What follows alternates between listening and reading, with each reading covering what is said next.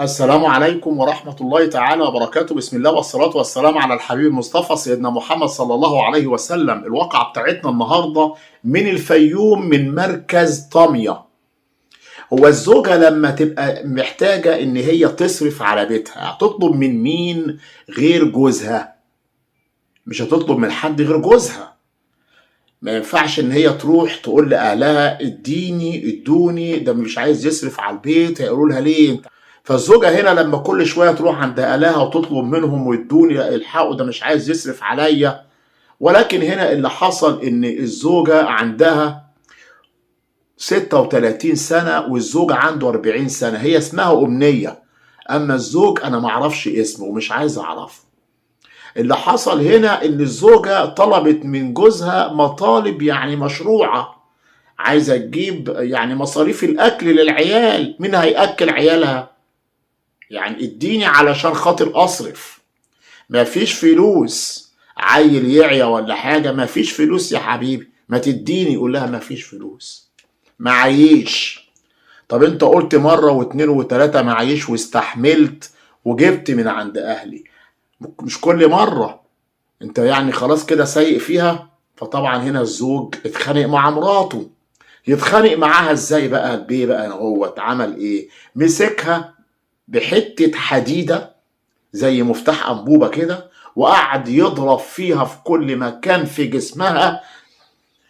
جسمها كله مزرق.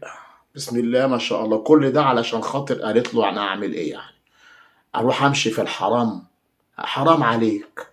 إزاي تقول له كده؟ مسكها وقعد يضرب فيها لما خلاها ما سابش فيها حتة سليمة.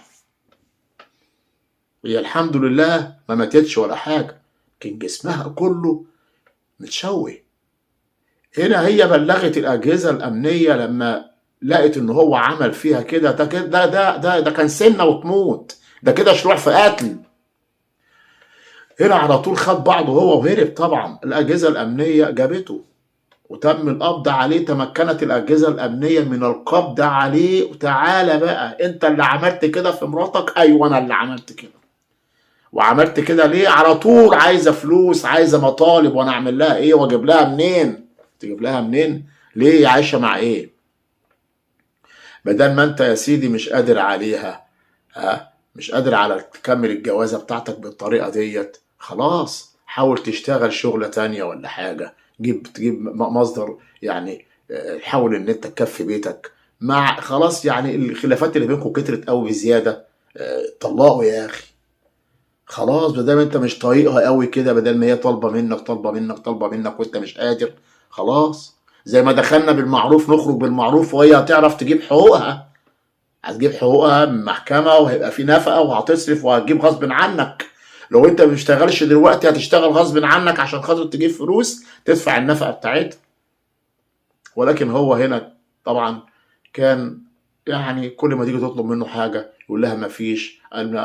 كل شوية تطلب منك. طيب هو ده يبقى جزائها؟ انك تمسكها وتضربها وتعمل فيها اللي انت عملته ده؟ طبعا تم القبض عليه، اتحبس 4 ايام على ذمه التحقيق. وده طبعا اخرته هتكون ايه؟ ممكن ياخد فيها 10 سنين. اذا كده يعتبر شروع في قتل. كان سنه وكانت هتموت مع منه. لله الامر من قبل ومن بعد. اشكركم جدا، اتمنى من حضراتكم الاشتراك في القناه، تفعيل زر الجرس، والسلام عليكم ورحمه الله تعالى وبركاته.